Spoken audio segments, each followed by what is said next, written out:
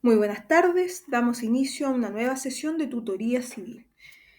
Partiendo desde la base de que en el Código Civil existen casos de venta forzada, en esta tercera sesión vamos a revisar la accesión, además de ello, el caso del comodato en la hipótesis del artículo 2178, inciso segundo del Código Civil. Lo cierto es que, de acuerdo a las normas del Código Civil, en la accesión estaríamos frente al caso regulado en el inciso primero del artículo 669. Este artículo dispone lo siguiente: el dueño del terreno en que otra persona, sin su consentimiento, hubiera edificado, plantado o sembrado, tendrá el derecho de hacer suyo el edificio, plantación o sementera, mediante las indemnizaciones prescritas a favor de los poseedores de buena fe o mala fe en el título de la reivindicación, o de obligar al que edificó o plantó a pagarle el justo precio del terreno con los intereses legales por todo el tiempo que lo haya tenido en su poder, y al que sembró a pagarle la renta y a indemnizarle los perjuicios. Lo cierto es que, recordando, se puede estar frente a la hipótesis donde el dueño del terreno no quiera o no pueda adquirir lo que el terreno edificó o plantó en el inmueble, sin conocimiento de este, dicho sea de paso. En tal caso, el dueño del suelo tiene el derecho a exigir al que edificó o al que plantó a pagarle el justo precio del terreno con los intereses legales por todo el tiempo que lo hubiese tenido en su poder. Ahora bien, llevando al plano de la jurisprudencia, tenemos la hipótesis de Claro Solar. Don Luis Claro Solar nos indicó que el propietario puede no convenirle el edificio o no encontrarse en una situación de hacer el gasto que representa tal edificación, y por tanto no sería equitativo que se le coloque en la precisión de hacer un desembolso que él no habría tenido la voluntad ni los medios de hacer. Y como se ha procedido sin su conocimiento, el único responsable del hecho vendría a ser el edificador, quien, aunque haya creído que edificaba en un terreno que era suyo, habría violado en el hecho la propiedad ajena. Así las cosas, el dueño del suelo podrá forzar al que edificó o plantó en él a comprarle su predio sin que nada pueda reclamar al respecto. Pues como agrega don Luis Claro Solar, si se forzara la voluntad del que edificó o plantó, obligándole a comprar el terreno, suya será la culpa por ser la consecuencia de un hecho al que nadie obligó. Así entonces nos encontramos ante una verdadera compraventa forzada, de acuerdo al código. Pasando a un forzada en el Código Civil que revisaremos el día de hoy, es aquel del contrato de comodato, pero de acuerdo a la hipótesis prevista en el artículo 2178, inciso segundo. Lo cierto es que el artículo preceptúa lo siguiente: es por tanto responsable de todo deterioro que no provenga de la naturaleza o del uso legítimo de la cosa, y si este deterioro es tal que la cosa no sea ya susceptible de emplearse en su uso ordinario, podrá el comodante exigir el precio anterior de la cosa, abonando su propiedad al comodatario. Así las cosas, lo cierto es que de la lectura del artículo 2178, inciso segundo del Código, tenemos que en el evento que a consecuencia del deterioro de la cosa ya no sea susceptible ésta de emplearse en su uso de carácter ordinario, el comodante, en este caso, va a poder exigir al comodatario el pago del precio de la cosa que tenía antes del deterioro, abonando la cosa al comodatario. Y de la misma forma que el ejemplo pasado, referente a la accesión, estaríamos también frente a un caso de venta forzada. Pasando de temática, como ya revisamos los casos de venta forzada en el Código Civil, ahora nos compete revisar el caso de las solemnidades de carácter voluntario. Lo cierto es que hay casos en los cuales el contrato de compraventa propiamente tal puede ser de carácter solemne, pero no por mandato legal, sino por la voluntad de las partes. Esto lo dispone el artículo 1802 del Código Civil. Dicho precepto nos indica lo siguiente.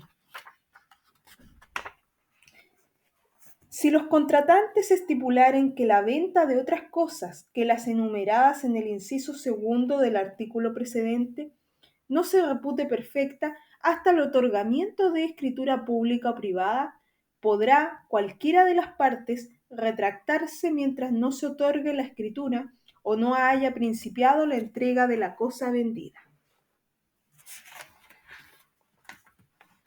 Así las cosas, tenemos que el artículo 1802 nos indica que si los contratantes vienen a estipular que la venta de otras cosas que no están enumeradas, dicho sea de paso en el inciso segundo del artículo precedente, o sea del artículo 1801, no se va a reputar perfecta hasta que se proceda al otorgamiento de la respectiva escritura pública o privada. Lo cierto es que también este artículo, el artículo 1802, nos indica que cualquiera de las partes va a tener el derecho para retractarse mientras no se otorgue dicho instrumento o bien mientras no se haya principiado la entrega de la cosa vendida. Aquí la ley no ve inconveniente para que las partes puedan elevar, en este caso, la categoría de solemne a un contrato, que por su naturaleza no lo es.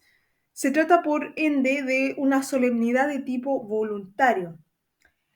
Con todo, como la solemnidad emana de la voluntad de las partes, de la autonomía que el ordenamiento jurídico le otorga, esa misma voluntad puede modificar tal situación, renunciando expresa o tácitamente al cumplimiento de la solemnidad y celebrando el contrato, por tanto, de acuerdo a las reglas generales, o sea, por el solo consentimiento. Aquí operará la última hipótesis si las partes dan inicio a la ejecución de las prestaciones derivadas del mismo contrato, prescindiendo por tanto de la solemnidad que ellas mismas habían estipulado. Aquí cabe prevenir que, según un fallo del 5 de octubre del año 54 de la Corte Suprema, la retractación es posible aun cuando se hubiere comenzado a ejecutar el contrato, salvo si dicho principio de ejecución consiste en principiar con la entrega de la cosa vendida. Esto conforme al artículo 1802. Cabe precisar que este criterio jurisprudencial se ha mantenido desde la fecha hasta ahora. Otra temática que vamos a revisar el día de hoy es la de las arras.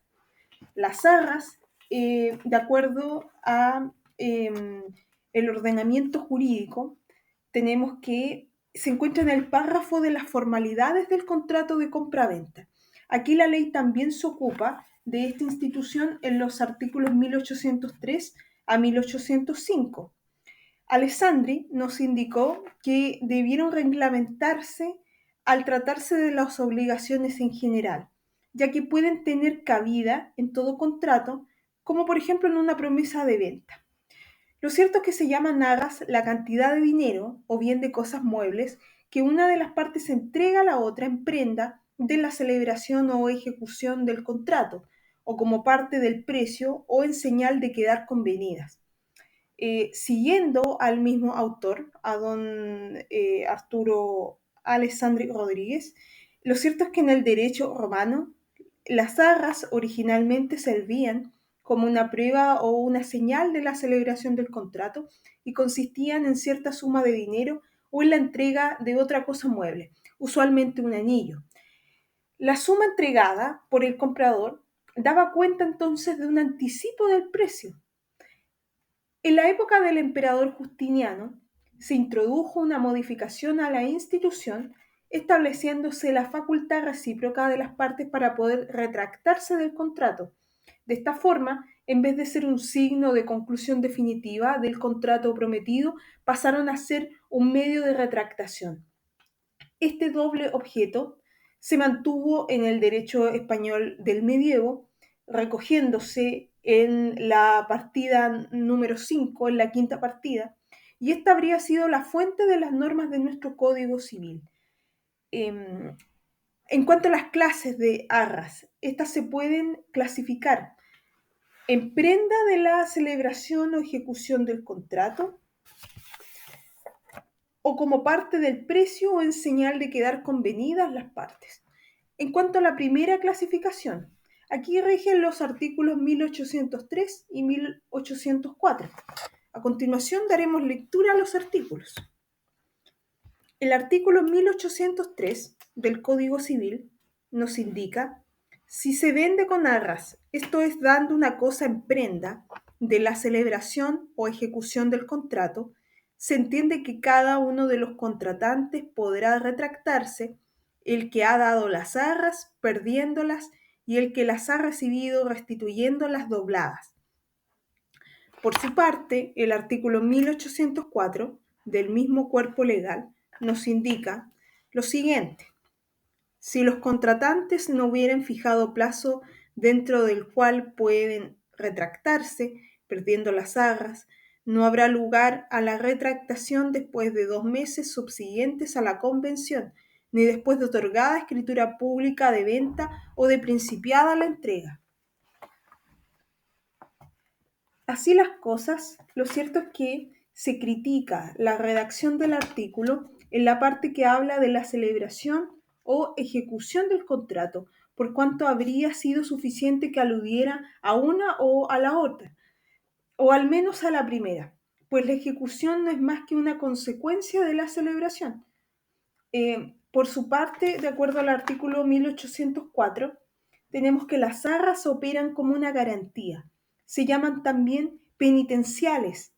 Tienen la virtud de dar a cada una de las partes el derecho a retractarse del contrato que han celebrado. Lo cierto es que, siguiendo al mismo autor, él las denomina a esta primera clase como arras señal, porque en realidad son entregadas como señal de un contrato que puede llegar a celebrarse. De la misma forma, cuando se dan las arras en el caso del artículo 1803, vendría a surgir una interrogante. ¿Se perfecciona el contrato desde que se entregan las arras o desde que éste no nace aún? Lo cierto es que hay dos opiniones frente a esta disyuntiva de la doctrina. Para unos, las arras suponen siempre un contrato de carácter perfecto, concluido de forma definitiva. Las arras suponen un contrato ya formado. Si así no fuese, las partes no estarían ligadas y mal podrían necesitar de arras para desligarse de un vínculo que jurídicamente no se ha formado. La entrega de estas o las arras penitenciales, de acuerdo a don Arturo Alessandri Rodríguez, entraña entonces una condición resolutoria ordinaria, pues si una de las partes se retracta del contrato, se entiende resuelto, sin que haya mediado en cumplimiento de las obligaciones pactadas. Para otros, quienes incluye el mismo Alessandri, las arras dadas en este carácter vendrían a impedir que los efectos del contrato se produzcan inmediatamente, es decir, el contrato aún no está perfecto, lo que implica, por tanto, sostener que se ha celebrado sujeto a una condición suspensiva y negativa, a saber que en definitiva las partes no usen el derecho de retractación. Por su parte, otro sector de la doctrina, específicamente Scriche, adhiere a esta última postura y señala además: danse pues las arras o bien con el objeto de comprometerse los contrayentes a la conclusión y ejecución de un contrato proyectado, por el temor a perderlas, el que las ha dado, o restituirlas dobladas, el que las ha perdido, o bien con el fin de tener una señal o prueba de la conclusión y perfección del contrato. Insignum et argumentum contractus facti, para no dejar lugar al arrepentimiento de ninguna de las partes. Esto de acuerdo al Diccionario Razonado de Legislación y Jurisprudencia del autor ya indicado. Lo cierto es que tal derecho de retractación va a poder ejercerse por el plazo que las partes hubieran pactado y si nada se estipuló al efecto en el término de 2 meses contados desde la celebración de la misma convención. Aquí no habrá derecho de retractarse cuando hubiere comenzado la entrega de la cosa o se hubiese otorgado una escritura pública de compraventa, por ejemplo, porque ahí va a disponer lo que otorgan las partes. Pero si bien las partes adquieren por medio de las arras el derecho a retractarse, la ley dispone que si el que se retracta es el que las dio, las va a perder. Y si el que las recibió es el que se retracta, va a tener que restituirlas, pero dobladas. O sea, restituir el doble de lo que se le dio. Si se le dio 50 por arras, va a tener que restituir 100. La segunda categoría respecto a esta institución son aquellas como parte del precio o en señal de quedar convenidas las partes. Aquí vamos a referirnos a lo indicado por el artículo 1805 del Código Civil, el cual nos soslaya lo siguiente. Artículo 1805. Si expresamente se dieren arras como parte del precio o como señal de quedar convenidos los contratantes, quedará perfecta la venta, sin perjuicio de lo prevenido en el artículo 1801, inciso segundo.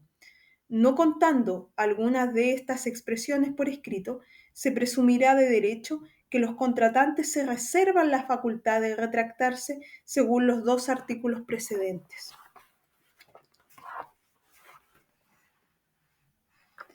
En este caso, las arras se dan para dejar una constancia de que las partes han quedado definitivamente convenidas y así, en realidad, un anticipo del precio. No habría, por tanto, cabida frente a la retractación. Para don Arturo Alessandri, esta clase de arras se podría denominar las arras prueba o parte del precio. Y para que estemos en esta hipótesis va a ser necesario que en la escritura pública o bien en la escritura privada se haya expresado que las arras se dan como parte del precio o bien como señal de quedar convenidas las partes. A falta de este requisito, es decir, si alguna de estas expresiones consta por escrito, se va a presumir de derecho que estas arras dan a las partes el derecho para poder retractarse, entendiéndose que se han dado como una garantía. Naturalmente, que si la compraventa debe celebrarse por escritura pública, el contrato no va a quedar perfeccionado por la sola entrega de las arras como parte del precio o en señal de quedar convenidas las partes. Así que del tenor de los artículos 1803 a 1805 resulta que solo vendrían a tener aplicación cabal cuando la compraventa es de carácter consensual y no así en los casos de compraventa solemne. Casos de compraventa solemne que ya hemos revisado y que destacan principalmente la compraventa de bienes inmuebles. Por tanto, desde el 1803 al 1805 la aplicación es relativamente limitada. Ahora bien, siguiendo en la misma temática, lo cierto es que esta institución se encuentra consagrada tanto en el Código Civil como en el Código de Comercio. Aquí las normas son inversas a las del Código Civil, es decir, por regla general, en materia comercial, las arras se dan como una parte del precio y solamente por excepción dan a las partes el derecho para poder retractarse. Lo cierto es que el artículo 107 del Código de Comercio indica que la dación de las arras no importa reserva del derecho de arrepentirse del contrato, ya perfecto, a menos que se hubiese estipulado lo contrario. Por su parte, el artículo siguiente, el 108 del Código de Comercio, nos indica que la oferta de abandonar las arras o de devolverlas dobladas no va a exonerar a los contratantes de la obligación de cumplir el contrato perfecto o bien de pagar los daños y los perjuicios. La última temática que abordaremos el día de hoy es respecto a los gastos propios de la compra-venta.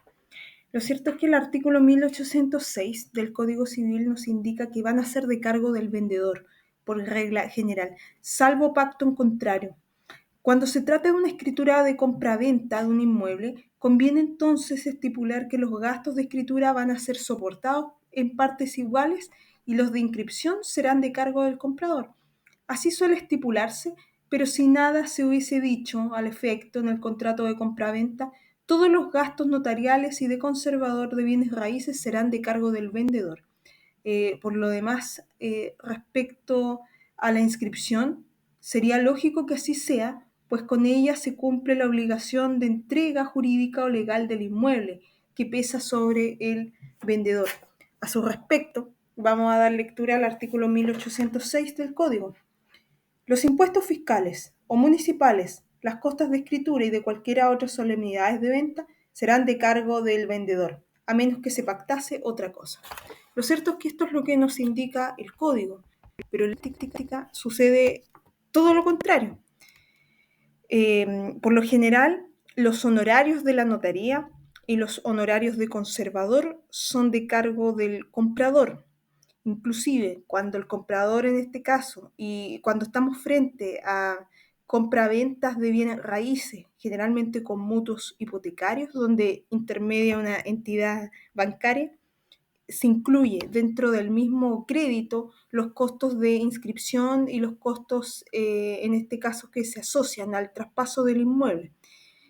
Por lo general, previo al cierre de copias, cuando la notaría coteja de que no existe deuda ni de impuesto territorial o mal llamado contribuciones, se encuentra al día el pago del impuesto al mutuo y además de ello, en caso de ser un inmueble nuevo, ya se envió la factura para que se inserte, eh, efectúan el cobro de los gastos de honorario de la notaría. Si no se efectúa el cierre de copias, se efectúa cuando el comprador, en este caso, concurra hasta el oficio para poder efectuar la firma, que generalmente es al inicio del proceso.